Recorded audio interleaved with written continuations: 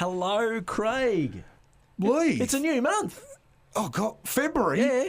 We've had the moon, as we talked about last week, the full And moon. wasn't that pretty specky? She There was blasting out. I But went yeah, and had mate. a look at the penguins the other night at Lithgow, and the moonrise was amazing. Oh, would have been magnificent. Yeah, it was, Very nice. yeah. How's things? How's tricks?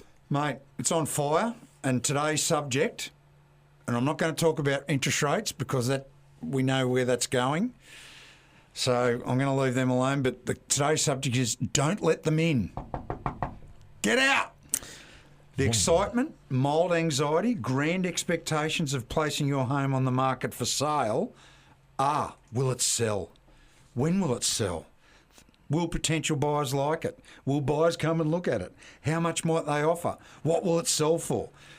Our job as agents is to corral all this nervous energy and work through the processes that will answer these and many other questions for a seller, not just to calm them and trust in the process, but to obtain an outcome in line with their expectations based on current market conditions and sentiments. Deep but true. Every buyer inquiry, every buyer inspection is greeted by the seller with the thought, this could be the one, this is our buyer. Now, my job is to sift through the buyers who inquire or present at inspections and determine whether they have the money, authority and need to make a solid play for the property in question. Those buyers who put their hand up with a direct inquiry through phone call, email, SMS on a particular property gives me the opportunity to find out how fair income they are, whether or not the next step to an inspection is worthwhile, not just for them, but also my clients, the sellers. Yeah. You don't want tyre kickers, do you? No, tyre kickers. Ugh.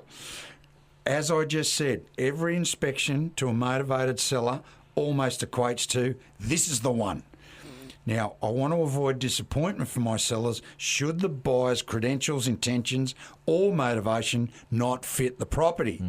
Now, recently, an unqualified and somewhat devious buyer, and I'll use that term loosely, slipped through the net and deflated one of my clients' enthusiasm bubble. Ooh, pop. Yes, it did. The property in question is what I'll term a high-end offering, and the way it's positioned, it's not a home that you can see by just doing a drive-by. Oh, hello. Yes. Now, it's situated down a private driveway. And on the day in question, I was driving between appointments and on the phone with a client. I'm on Bluetooth, of course, and another unknown number was trying to call me. So when I finished the initial call, I tried to call the second phone number back. No answer with one of those generic voicemails. Now, as I always say, if they're fair income, they'll call me back. Later that day, I was reviewing my activities and I thought I'd call that missed number again. And a female answered, lady. Usual pleasantries, and she then admitted to inspecting this high-end property situated down the driveway earlier today. Now, my spidey senses went into overdrive. I said, how did you get access? Oh, we drove down the drive and the owner was there and he showed us around. I'm at DEFCON 5 now, mate. So you tried to call me as you sat out on the street. I couldn't answer, so you just moseyed on down to the property. Yes. They're not the rules. When did the property come to your notice? You saw it off the sign? Oh, no, we saw it the night before on the websites and thought we'd take a drive. Now, this property's a Penguin, and I said, where from? She said, Port Sorell. Yeah. So I wasn't going to stuff about any longer. Is this home for you? No, she said. Then she went through a series of excuses and justifications, then topped it off with, and we still have to sell our place. Oh, Where's the red button? oh, I'm now about to hit that launch button. I counted to 3 and said, thanks, goodbye.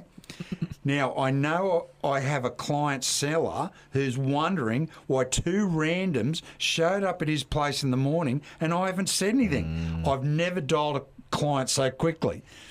G'day, quick pleasantries. So tell me, what happened with these randoms who showed up this morning?